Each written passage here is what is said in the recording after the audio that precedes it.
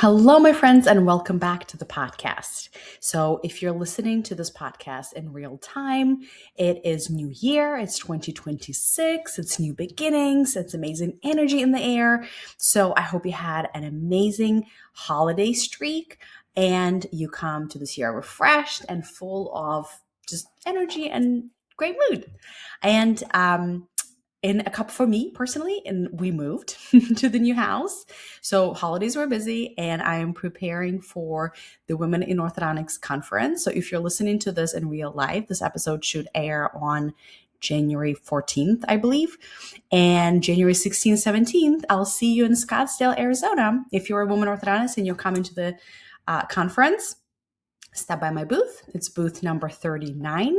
I can't wait to say hi to you, give you a hug, talk to you, give you some amazing goodies. Like I can't even call them goodies. It's so luxurious what I got for this conference. It's not going to be, your chopsticks and hand sanitizers and your typical swag. It's something, we're the 8-figure dentist, right? So it's going to be something very high end and luxurious. So I would love to say hi to you. Stop by. Again, it's booth number 39. And I can't wait to see you there. So in today's episode, what I want to do is I want to prepare you for the new year.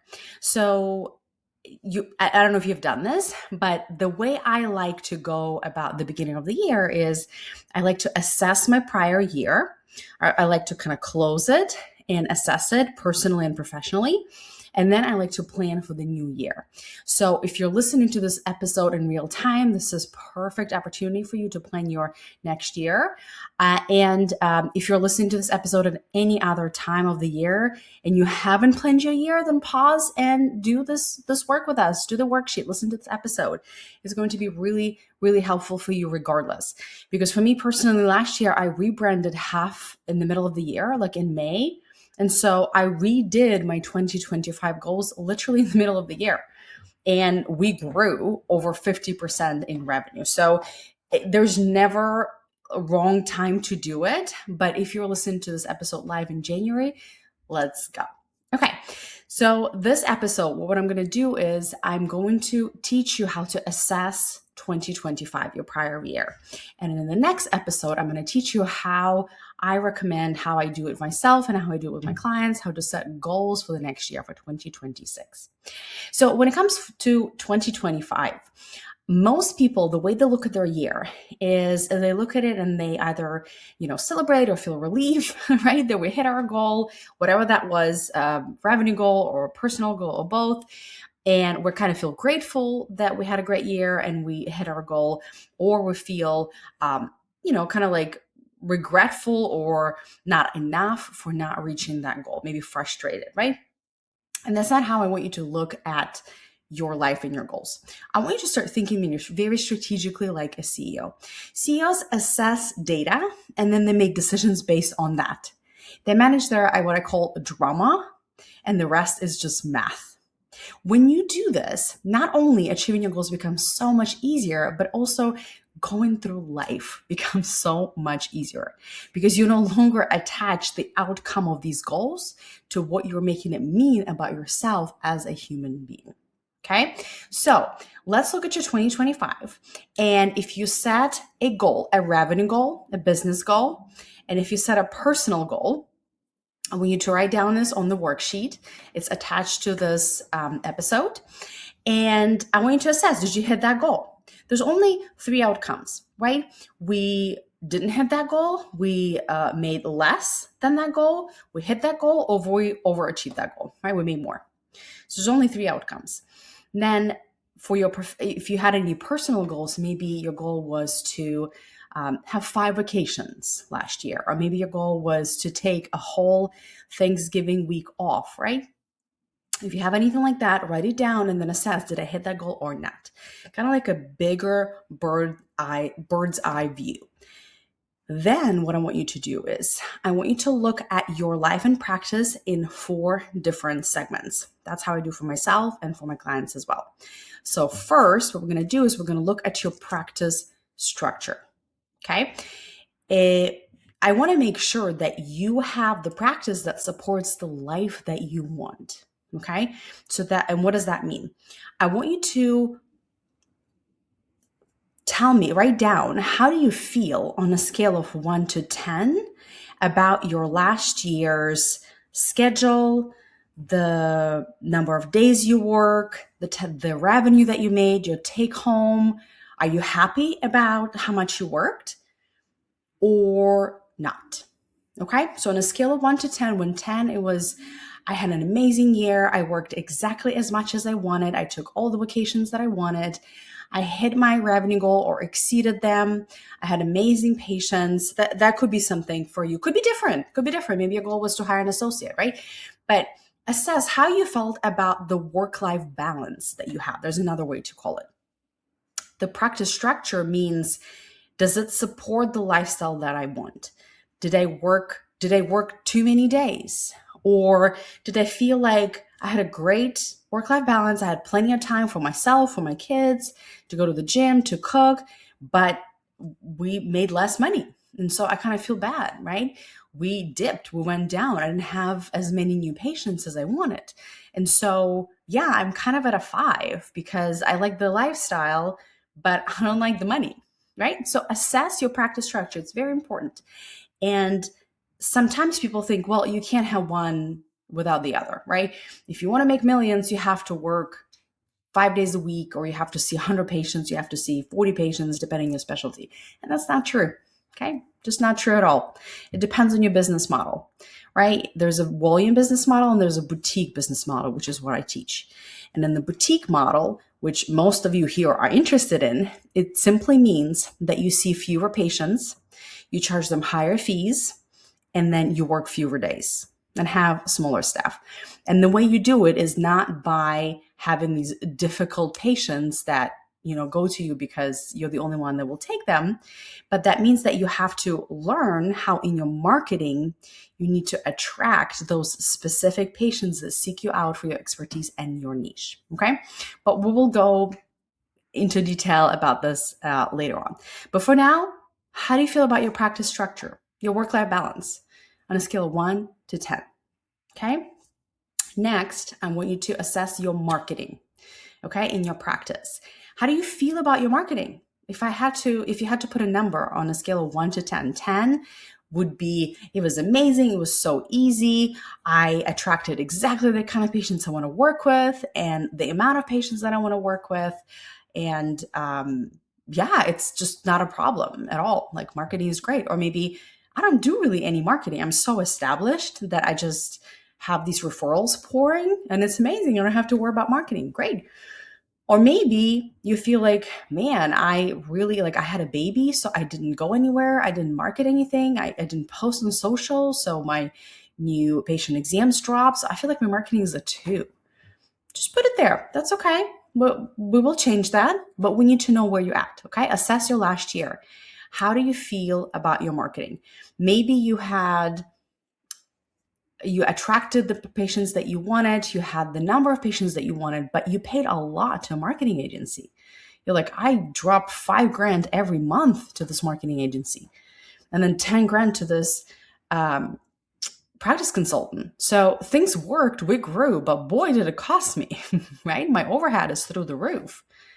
Okay, if you don't like that, then how do you feel on a scale of 1 to 10? Maybe it's a 6. You're like, I want it cheaper. I want a cheaper way. There are cheaper ways, by the way. All right, so we're going to assess your marketing. Next, I want you to assess your case acceptance, okay?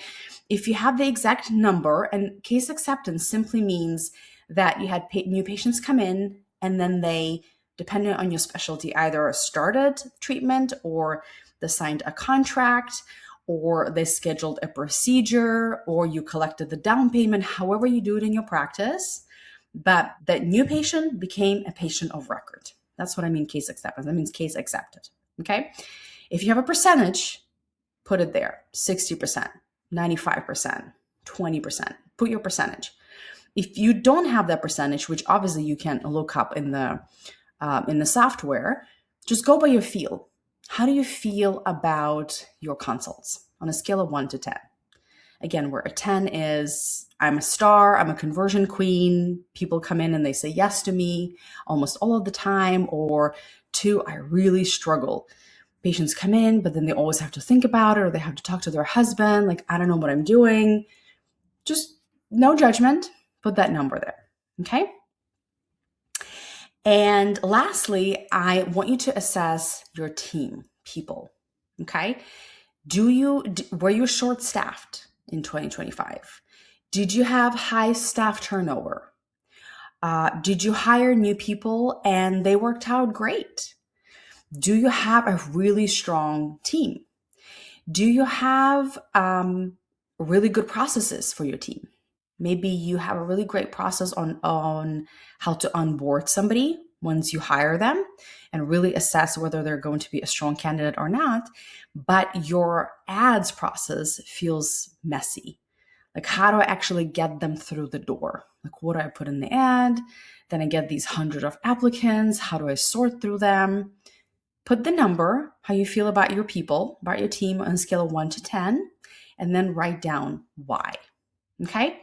So now that you have your overarching goal, your personal goal and your business goal from last year, and then you've assessed whether you hit it or not, and then you assessed your life and practice into 4 different sections, right? We looked at your practices structure, essentially your work-life balance. Do you like the structure of your days? Do you like the design of your practice that you have? The number of hours that you work? Do you love the number of days that you work? Do you love how many patients you see? Do you like the type of patients you see, right? All that goes into your practice design.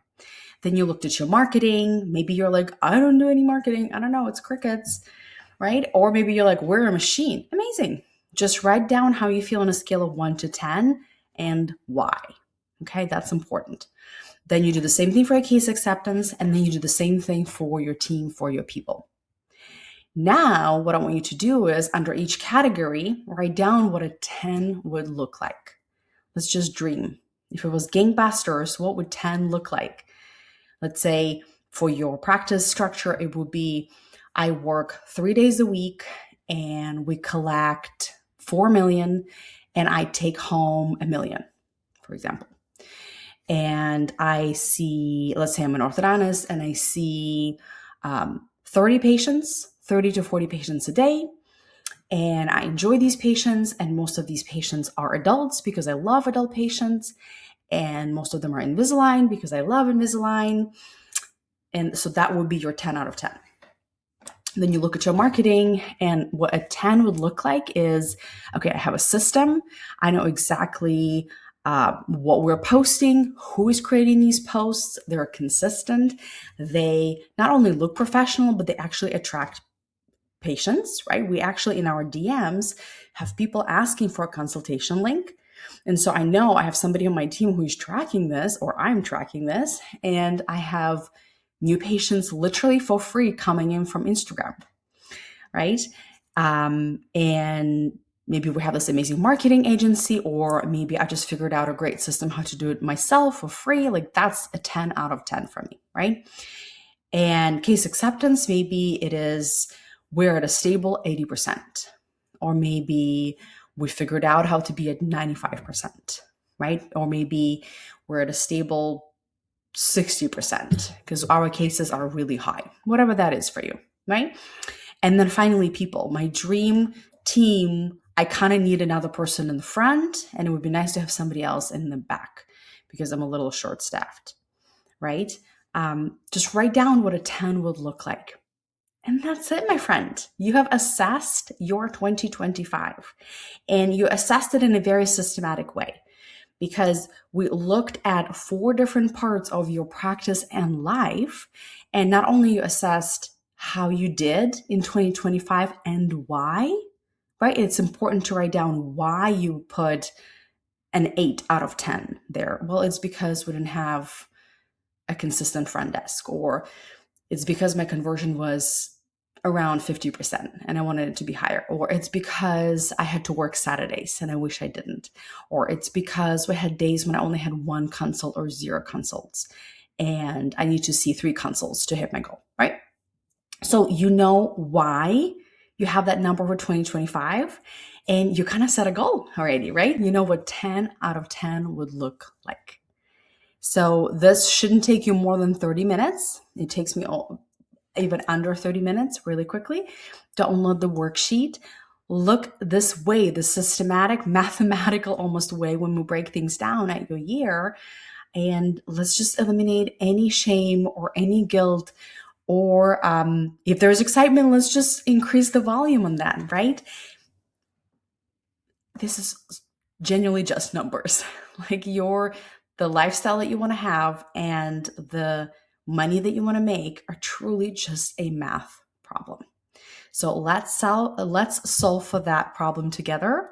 And I can't wait to see you in the next episode when I'm going to teach you how to use this information and now set amazing, juicy, but also realistic goals for 2026. I'll see you there. And if you're a woman orthodontist and you're coming to Scottsdale for the Women in Orthodontic Conference, stop by my booth, number 39. Say hi, the 8-Figure Dentist. It's going to be a black booth with gold letters. And it's going to be me and Dr. Stephanie Cornejo, one of my old clients from like years ago. We are great friends, and she's helping me out. She's flying out to be at a booth and talk to more of you and share her experience and just share all the love. All right, my friends, have a beautiful beginning of the year, and I'll talk to you in the next episode.